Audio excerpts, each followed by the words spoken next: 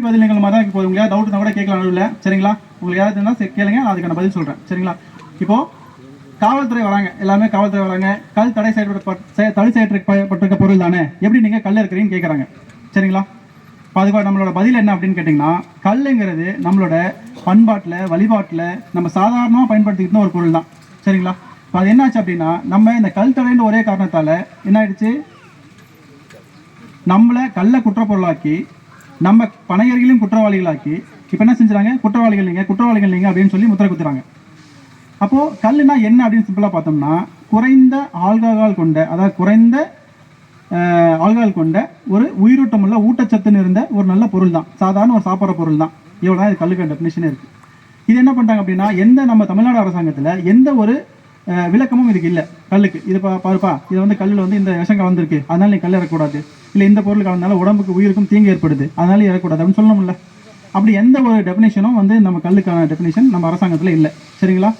மத்திய அரசாங்கம் என்ன பண்ணியிருக்காங்கன்னா, அவங்க ஆராய்ச்சி பண்ணி கல்லை ஒரு உணவு பட்டியல் தான் வச்சுருக்காங்க. அதுக்கு ஒரு நம்பரும் கொடுத்துருக்காங்க, K001 அப்படின்ற ஒரு நம்பர் கொடுத்துருக்காங்க. அது உணவு பட்டியலில் இருக்குது சரிங்களா? அப்போ உணவு பட்டியல், மத்திய அரசாங்கத்தில் உணவு பட்டியலில் இருக்க ஒரு பொருள் தமிழ்நாடு அரசாங்கத்தில் மட்டும் எப்படி மது பட்டியலுக்கு வந்தது? அப்போ நமக்கெல்லாம் விழிப்புணர்வு இல்லை, நமக்கு தெரியல, கல்லை பற்றி நமக்கு விவரம் தெரியல. அப்படிங்கிறதுனால நம்ம அரசாங்கம் என்ன பண்ணாங்க, தொடர்ந்து காவல்துறை வச்சு அடக்குமுறை பண்ணுறது, பொய் வழக்குகளை போடுறது. நமக்கு அதுக்கான விவரம் தெரிஞ்சுதான் நம்ம இப்போ கேள்வி கேட்டிருப்போம், நமக்கு தெரியல. அப்போ இப்போ போய் நம்ம கேட்கும்போது பண்ணும்போது அதுக்கான உண்மையான வழக்கு என்னவோ, கல்லுக்கான வழக்கு அப்படின்றது 41C தான் கல்லுக்கான உண்மையான வழக்கு. அதுவும் இப்போ 2024 அப்புறம் தான், அந்த கள்ளக்குறிச்சி பிரச்சனைக்கு அப்புறம் தான் அந்த வழக்கு அப்படி மாற்றிருக்காங்க. அதுக்கு முன்னாடி பார்த்தீங்கன்னா கல்லுக்கான வழக்கு ஒரு சாதாரண வழக்கு 41EDGன்னு ஒரு 6 பிரிவு கீழே இருந்துச்சு. இப்போ அதெல்லாம் சேர்த்து ஒரே பிரிவில் கொண்டு வந்துட்டாங்க. புரியுதுங்களா? இப்போ நீங்கள் யாராவது காவல்துறை கேட்டாங்க, செஞ்சாங்க, ரிமாண்ட் பண்ணுறாங்க அப்படின்னா நீங்கள் கேள்வி கேட்கலாம். புரியுதுங்களா? எங்களுக்கு இந்த வழக்கு எப்படிங்க பொருந்தோம், 41 கேபிட்டல் A அப்படின்ற வழக்கு போட்டு தான் எல்லாம் ரிமாண்ட் பண்ணுறாங்க. இந்த 41 கேபிட்டல் A அப்படிங்கிறது நமக்கு பொருந்தாத வழக்கு. இந்த 41 கேபிட்டல் அப்படின்னா என்னன்னு பார்த்தீங்கன்னா, கல்லில் விஷம் கலந்துருக்கு, இல்லை விஷ சாராயம் இப்படின்னு சொல்லி தான் நம்ம மேலே வழக்கு பதிவு பண்ணுறாங்க. அப்போ இந்த விஷ சாராயம் விஷம் நீங்கள் செஞ்சுருக்கீங்களா, பண்ணியிருக்கீங்களா? அப்புறம் எப்படி நீங்கள் ஏன் கேள்வி கேட்க மாட்டேங்கிறீங்க? போலீஸில் கேள்வி கேட்கணும்ல. இந்த மாதிரி நாங்கள் இதை கலப்படம் பண்ணவே இல்லைங்க, செய்யவே இல்லைங்க, நீங்கள் எப்படி எங்கள் மேலே விஷம் கலந்தீங்க அப்படின்னு வழக்கு போடுறீங்க அப்படின்னு கேட்கணும்ல யாராவது? இதுக்கு முன்னாடி என்ன ஆச்சு, விவரம் தெரியல நமக்கு. அப்போ இப்போ விவரம் தெரியாதனால இவ்வளவு நாள் விவரம் தெரியல, இப்போ நமக்கு விவரம் தெரிய ஆரம்பிச்சிருக்கு. இந்த விவரத்தை கற்றுக் கொடுக்க தான் நமக்கு வர சொல்லியிருக்கோம் சரிங்களா? இந்த இடத்துல ஒரு கூட்டமாக கூடி நம்ம ஒரு நிகழ்வாக இதெல்லாம் முன்னெடுத்து செஞ்சுருக்கோம். இப்போ இந்த விவரங்களை நீங்கள் கண்டிப்பாக தெரிஞ்சுக்கணும். இந்த விவரங்களை தெரிஞ்சுக்கிட்டீங்க அப்படின்னா நீங்கள் எல்லா இடத்துலையும் அதிகாரி வராங்க, பெரியவங்க வராங்க, சின்ன வரவங்க இல்லை, எல்லாருக்கும் சட்டங்கிறது ஒரே ஒரு தான். ஒரு கான்ஸ்டபிள் வராரு, அவருக்கு வேறு சட்டம், மேலதிகாரி வர அவருக்கு வேறு சட்டம் இல்லை. சட்டங்கிறது பொதுவானது எல்லாருக்குமே. அப்போ இந்த பொதுவான சட்டத்தை மக்களுக்கும் அதே சட்டம் தான். அப்போது இந்த ஒரே ஒரு கல் தடை காரணமாக இவ்வளோ விஷயங்கள் இது பின்னாடி நடக்குது. இதில் இன்னும் சில விஷயங்கள் இருக்குது. காவல்துறை என்ன பண்ண, லஞ்சம் வாங்கிட்டு விட்டுறாங்க. சரி, லஞ்சம் வாங்கிட்டு கொடுத்தா நம்ம இறக்கி விட்டுறோம், கண்டுக்காம விட்டுறோம்னு சொல்கிறாங்க. ஆனால் அப்படி செஞ்சாலும் நமக்கான தீர்வு இருக்கா? இருக்காது. அப்போ என்ன ஆச்சு, இப்போ யாருக்கு இதை பற்றி அதிகமாக தெரிஞ்சுக்கணும்? அப்போது தலைவர்களுக்கு தெரியறதை விட நம்ம பணையாரிகள், நம்ம டைரெக்டாக அதில் இருக்கவங்க, இதில் பணையாடுறவங்க, காலையில் இருந்துச்சா பணையாடுறோம், அதனால பயனடைகிறவங்க நம்ம தான் பயனடைஞ்சிட்டு இருக்கோம். அப்போ அதை பற்றின விஷயங்கள் நமக்கு தான் அதிகமாக தெரிஞ்சுக்கணும்.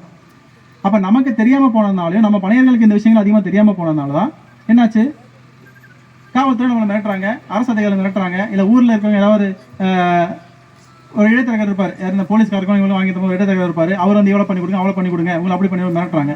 அப்போ இதுக்கெல்லாம் என்ன காரணம்னு கேட்டிங்கன்னா, நம்மளுடைய அந்த விழிப்புணர்வு இல்லாத தான். நம்ம பணியர்களான நமக்கான அந்த விழிப்புணர்வு இல்லாமல் போனதுனால தான் இன்றைக்கி இவங்கெல்லாம் மிரட்ட ஆரம்பிச்சிருக்காங்க. அதனால நம்ம என்ன செய்யறோம் அப்படின்னா, அப்போ நமக்கான விழிப்புணர்வு நான் கற்றுக்கிட்டோம் அப்படின்னா நம்ம யார் காலையும் போய் விழ தேவையில்லை. புரியுதுங்களா? நான் ஒரு கேங்கா செய்யணும், ஒரு தலைவரை போய் பார்க்கணும், நான் ஆளுங்கட்சி தலைவரை பார்க்கணும், எதிர்க்கட்சி எம்எல்ஏ பார்க்கணும், வருஷம் இதான் நமக்கு பொழப்பு, போய் எல்லாரும் பார்க்கணும், செய்யணும் அப்படின்னு சொல்லிட்டு இருப்பாங்க. இனிமேல் யாருக்கிட்டையும் யாரும் போய் யார் காலையும் விழா வேண்டாம். காவல்துறை வந்தால் நீங்கள் கேள்வி கேட்குற அளவுக்கு தயாராகிடணும். அதுக்கான நோட்டீஸ் நம்ம கொடுத்துருக்கோம். நம்ம பழைய ஆட்களுக்கெல்லாம் தெரியும், அப்புறம் புதுசாக சொல்கிறோம். பணையர்களுக்கான பணையர்கள் மற்றும் விவசாயிகளுக்கான உரிமை மீட்பு பிரகடனம் அப்படின்னு சொல்லி நம்ம நோட்டீஸ் வச்சுருக்கோம் சரிங்களா? இதில் கேள்வி வடிவிலான ஒரு 8 அரசுக்கு கேள்வி வடிவிலான ஒரு 8 கேள்விகள் இருக்குது இதில் சரிங்களா? இதெல்லாம் படித்து பார்த்து நீட்டாக தெரிஞ்சுக்கோங்க. இதை நான் உங்களுக்கு சுருக்கமாக சொல்லிடுறேன் சரிங்களா? கல் அப்படின்னா என்ன, யாராவது ஒரு டெஃபினேஷன் சொல்லலாம் சிம்பிளாக. கல்லுனா என்ன? அரசாங்கத்துக்கிட்ட உங்களை கேட்குறாங்க, தடை செய்யப்பட்ட பொருள் தானே, இது உணவா மதுவா? உணவுன்னு எப்படி சொல்கிறீங்க? அப்போ நம்ம எல்லாருமே சாப்பிட்றோம் சரிங்களா? பக்கங்களும் கொடுக்குறோம், நம்மளும் அந்த பொருளாதாரத்துக்காக விற்பனை பண்ணுறோம். அப்போ யாருக்கும் எந்த பிரச்சனையும் வரல, காலகாலமாக செஞ்சுக்கிட்டு இருக்கோம். உயிர் உள்ள எல்லா ஜீவனும் அதை குடிக்குது. அப்போ எல்லா ஜீவனும் சாப்பிட்றாங்க பண்ணுறாங்க. அப்போ இது உணவுப் பொருள் அப்படிங்கிறது சாதாரணமாக நமக்கு தெளிவாகுது. நம்ம இதை சாப்பிட்டு ஆரோக்கியமாக இருக்கும். யாருக்காவது ஏதாவது பிரச்சனை இருக்கா? கல் சாப்பிட்டு ஏதாவது பிரச்சனை வந்ததுப்பா, எனக்கு கிட்னி பிரச்சனை ஆச்சு, லிவர் பிரச்சனை ஆச்சு, மூளையில் எனக்கு ஏதாவது பிரச்சனை வந்துச்சு, சொல்ல முடியுமா? அப்போது இது சாதாரண ஒரு பொருள் தான். அப்போது இந்த சாதாரண கல்லில் நம்ம சாப்பிடும்போது இதே போதைப் பொருள் தடை பண்ணி வைக்கிறதுக்கு எந்த காரணமும் அரசுக்கிட்ட இல்லை. அவங்க சொல்கிற ஒரே காரணம் என்ன அப்படின்னு கேட்டிங்கன்னா, கல்லில் கலப்படம் வந்துருச்சு, அதை எங்களால் கட்டுப்படுத்த முடியல அப்படின்னு சொல்கிறாங்க. இப்போது அரசுக்கிட்ட நம்ம இன்னொரு கேள்வி கேட்குறோம்.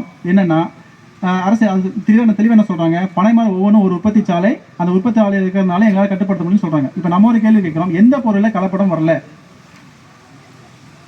பாலில் வரலையா, தயிரில் வரலையா, இல்லை அரிசியில் வரலையா, பருப்பில் வரலையா? நம்ம சாப்பிட்ற அத்தனை பொருளையும் போலி வந்துடுது, கலப்படம் வந்துடுது. அதை கட்டுப்படுத்துறதுக்கு உணவு பாதுகாப்புத்துறை இருக்காங்க.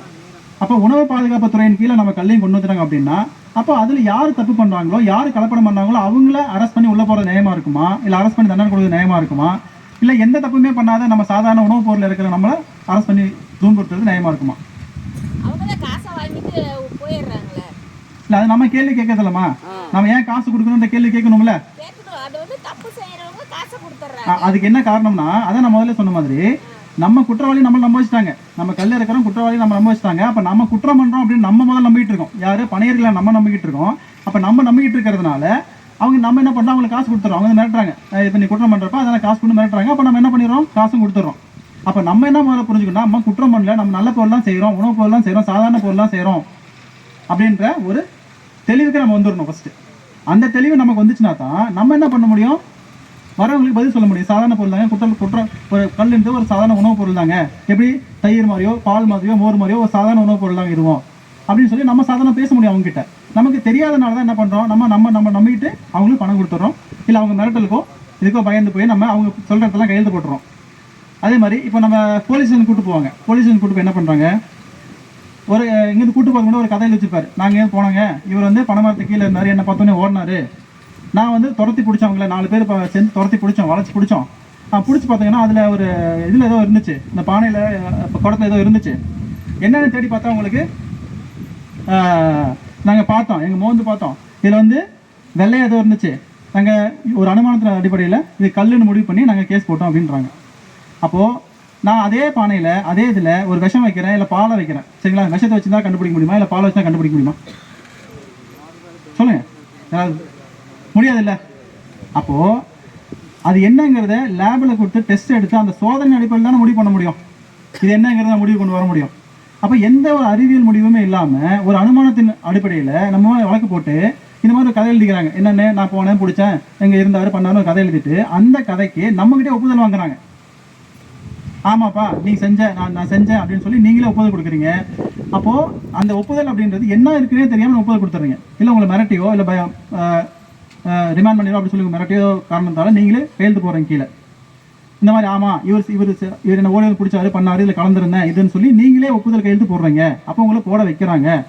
அதே நீங்கள் கேள்வி கேட்கணும், இதில் என்ன இருந்துச்சு.